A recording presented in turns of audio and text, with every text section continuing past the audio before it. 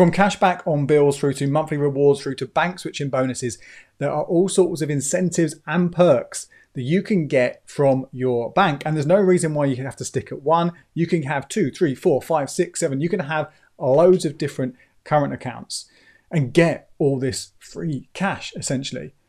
The problem is a lot of these different perks and offers require a few bits and pieces that sometimes might put you off. You have to have a number of direct debits a lot of the time. You might have fees to pay.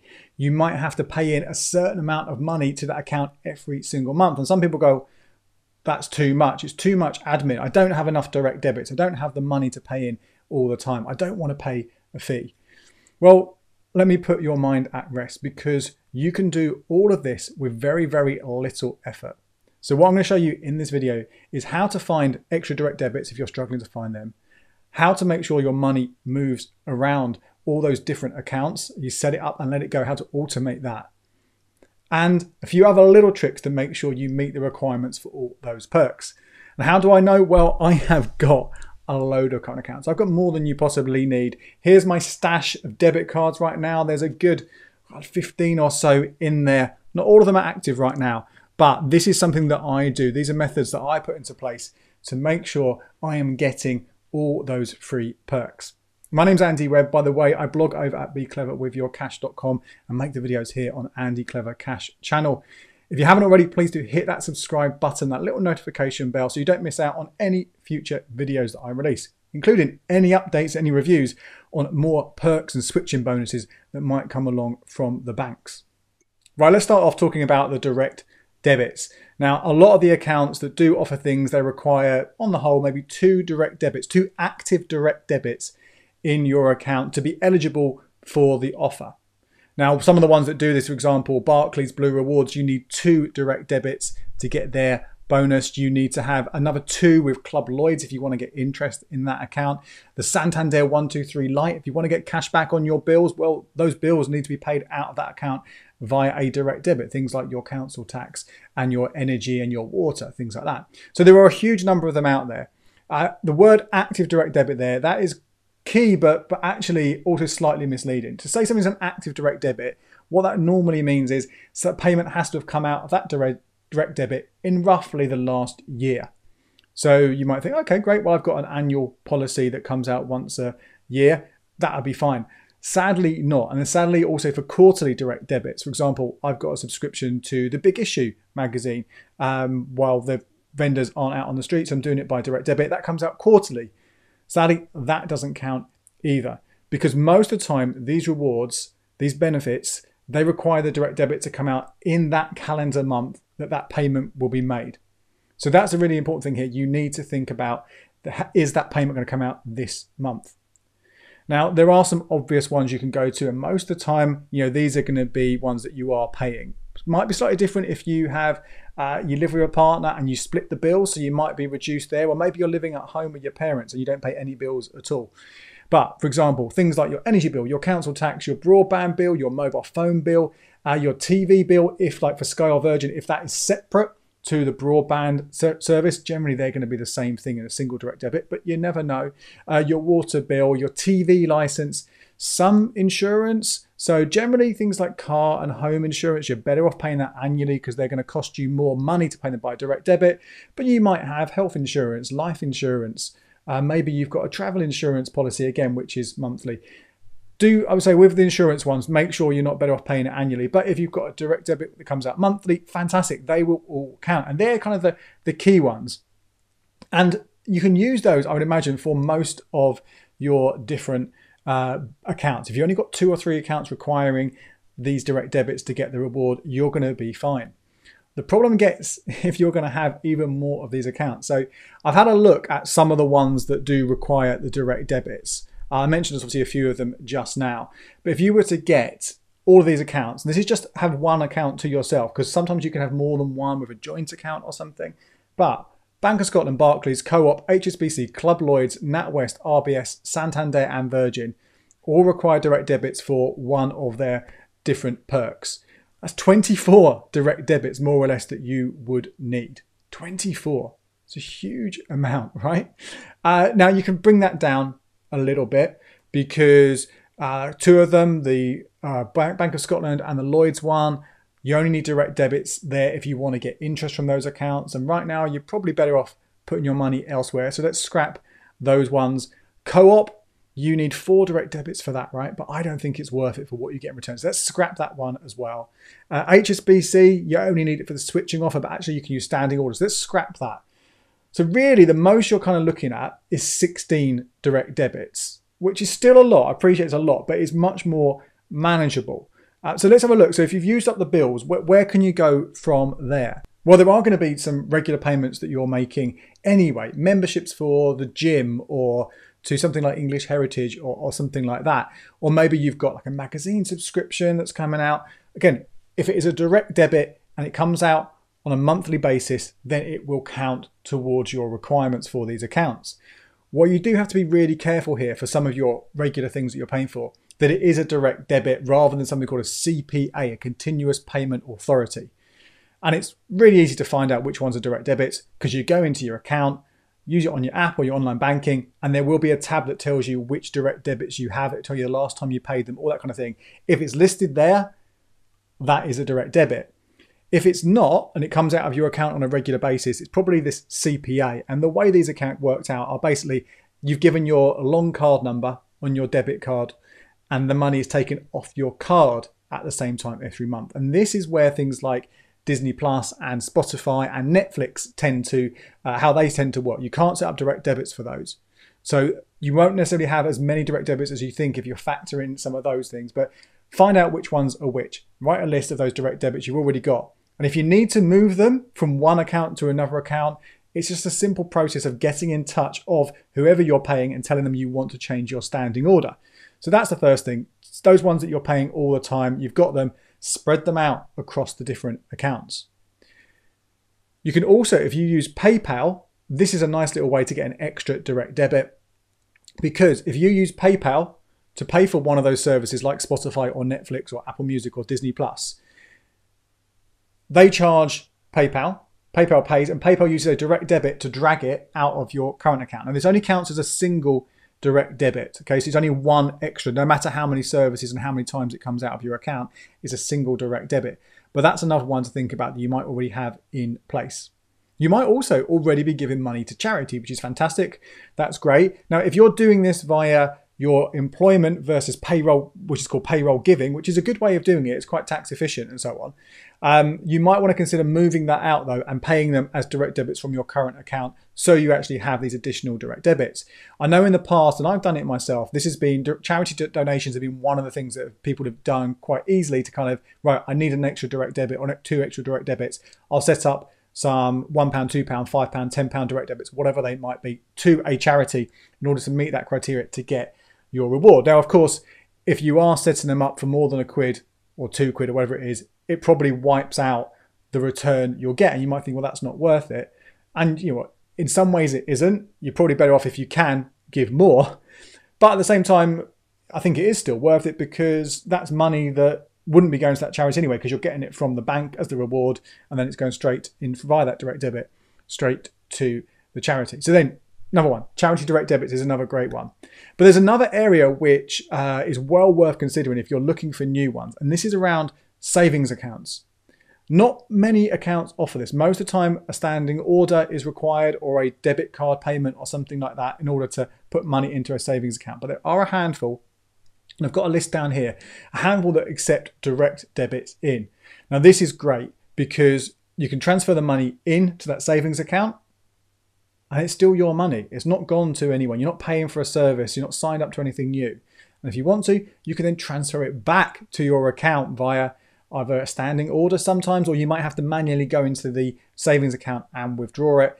Again, not perfect because it takes away some of the automation there because it's an extra stage that you have to actually go in to these new savings accounts. But they also could be a good way for you to earn a little bit of interest. So some of the places that allow this, Charity Bank currently has a 33-day notice account.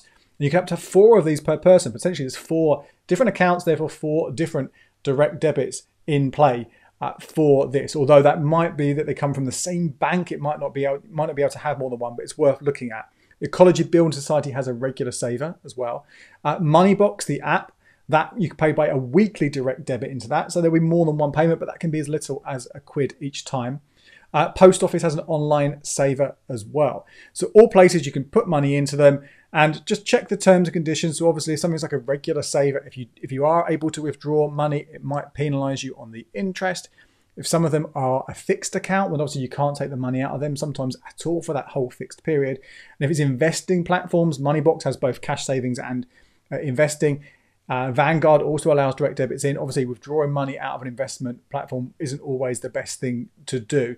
And if it's an ISA that you're paying into, just bear in mind there as well, that limits, that's the only ISA you can pay into in that 12-month, that financial year. So you might want to not use that for this, but have a proper ISA, stocks and shares ISA, or whatever it is, in order to maximize your returns there, your allowance that you've got. There's one other place, which again with the savings thing, which I think is a great direct debit, and I think everyone should do it. And it's via a service called Plum. I've got a whole review, a whole video you can watch about this. But this is essentially something you connect to a current account. There's going to be one direct debit between Plum and the current account you're linked to. So it's likely to be probably your main one, but let's find out. You can work that out which one you want to go in, put it into. But this will analyze your current account, work out how much money you can afford to save, and on a weekly basis, transfer money via direct debit out of your current account into your Plum sort of savings jar, savings pot that it's got. So it's a great way to help you save and boost some money without thinking about it, and it's another direct debit. So with all of those, hopefully there's enough there to help you factor in to cover all the direct debits you might need for multiple current accounts. Plenty to think about. Now, next up, we've got the minimum deposits, the minimum transfers that lots of the banks require. So again, let me give you a quick example of some of them. Barclays Blue Rewards requires £800 a month in order to be eligible for the rewards. The Halifax Rewards one requires £1,500 a month to avoid the £3 monthly fee. And the Nationwide Flex Direct account, that requires £1,000 deposited into that account every month in order to earn interest on the money that's in the account. Now, sometimes people worry about this a little bit because they think the money's got to go in there and stay there. It doesn't. As soon as that money is in that account, as soon as it's been registered, that money has gone in that month, you can do what you like with it. You can take it out again straight away. It doesn't need to stay there at all. Unless an account says you need to have a minimum balance, and none of these ones do, then you can just take it straight out again. So what I often have with these ones is I have the money going in and then straight back out of the account the same day. Now, there are a few different ways you can do this, but automation is key, right? So having standing orders from the account to move the money in and then move it out again. A few different methods that I've got. The first one is the endless cycle. That's what I've called it, the endless cycle. And this is where you've got more than one account. Let's say you've got account A, that's your main account, your normal account. Account B requires £1,000 every month. So you transfer £1,000 from account A to account B. Account C also requires £1,000. So you transfer from account B to account C. Then account D, let's say that requires £800, right? But let's still move that same £1,000 to account D. That's it. That's all the accounts you've got. Well, then you can transfer the money from account D back to account A. Now, I would space them out a little bit. I wouldn't do them all on the same day. In fact, I would give maybe a 2 or 3 day gap in between them because you've got to factor in that not every single bank will process payments on the weekend or on bank holidays. But it just moves around like that and it comes back to your initial account. Then the start of the next month, the same thing happens. And that endless cycle just keeps going and going and going. You don't have to do anything other than setting up those initial standing orders. Now, the alternative method is called the back and forth. And this is what I used to do. And if you've got some, this is easier if you're not starting from scratch. If you've already done a little bit of this, so doing things a bit more ad hoc. Account A moves money to account B. Again, so you've met that minimum requirement. Then account B moves that money back. Again, the same day, next day, whatever it is, back to account A. Then, a few days later, you move the money from account A into account C. And then account C comes back to account A. And then a few days later, account A goes to account D. And account D goes back to account A.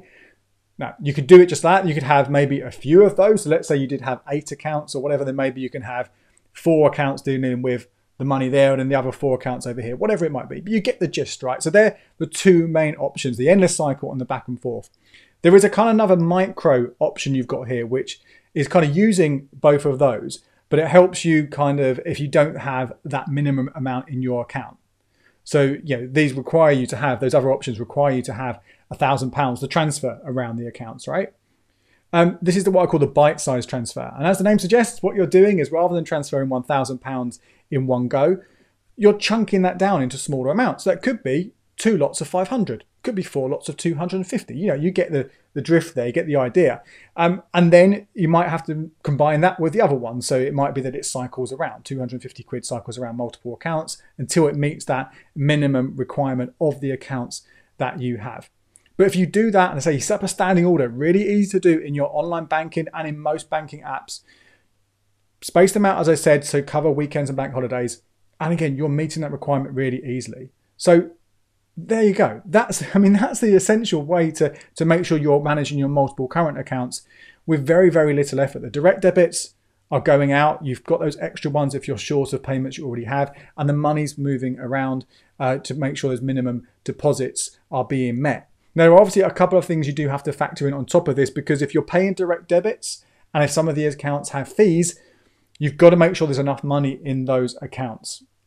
So what can you do here? Well, in those standing orders that you've got to transfer money around, you can include how much money is going to go across. So let's say you need to make sure that your PayPal account for your Spotify, your £10 a month you're paying for Spotify, that's an extra tenner you want to make sure is transferred into that account and stays in that account. So maybe you transfer from account A to account B £1,010, but then from account B to account C just transfers £1,000 over. So you need to factor those in. And actually, if there's more of those, that kind of adds up a little bit. But it doesn't take much to, again, when you first set these up to work this out. I would say that if any of your direct debits are variable, the amount could change. You want to factor in a little bit more money into those, or have those in accounts which you pay more attention to on a regular basis. Because I genuinely rarely look, maybe once a month I look at my other accounts. I'm really only focused on 1 or 2 accounts on a more kind of day-to-day basis or weekly basis. So that's really important. And also those fees, you've got to make sure that they are covered as well. Because although you might think, well, if I'm paying £2 a month for the X account, whatever, but I'm getting a £5 reward, that should cover it. And true, that should cover it. But there are a couple of accounts, the Barclays Blue Rewards and the Halifax Reward, which is also the RBS Awards, works in the same way. To get your freebie, that perk that you've got from having your direct debits going out of the account, you've got to go into a separate place to claim them and pay them into your current account. So you've got to remember to do that, which means I would always suggest that you have a certain little extra money in that transfer that covers the fee. So just in case you forget, you always got that money in there and you're not going to get overdrawn. Now, the other thing I would do to just make sure everything is working okay is once a month, just go into all your different apps and check everything is okay. Check there hasn't been a surprise payment that's come out that you forgot about that's brought the balance down a little bit low, which means there's not enough to cover the direct debits that are due to come out of that account. Cash in those rewards if you need to. In fact, some of the accounts, they require you to log into your app. There's not many. Co-op, NatWest, RBS and Santander, they require you to log into your app once a month or once every 3 months. So if you're doing this every month anyway, then you meet that criteria as well. But do all of that and everything should run really, really smoothly. Now, I have got a whole article on this which breaks down which current accounts require direct debits and how many, which current accounts require some money paid in every single month and how much, and which ones have a fee and whether you have to pay them or whether you can avoid them. That's all over on the blog. And I've got a link to that up here and in the notes below. I've also got loads more videos about bank accounts and current accounts, reviews of the top ones, reviews of some of the best rewards, information about why I think you should have more than one current account. So again, you can also watch that playlist and that's also linked to below. Hope you found this useful. If you have, please leave me a comment below. Please hit that like button. And don't forget, if you haven't already, hit that subscribe button and a little notification bell so you don't miss out on any of my future videos. My name's Andy Webb. Thank you so much for watching. Until next time, cheers. And here are a couple more videos you might find interesting.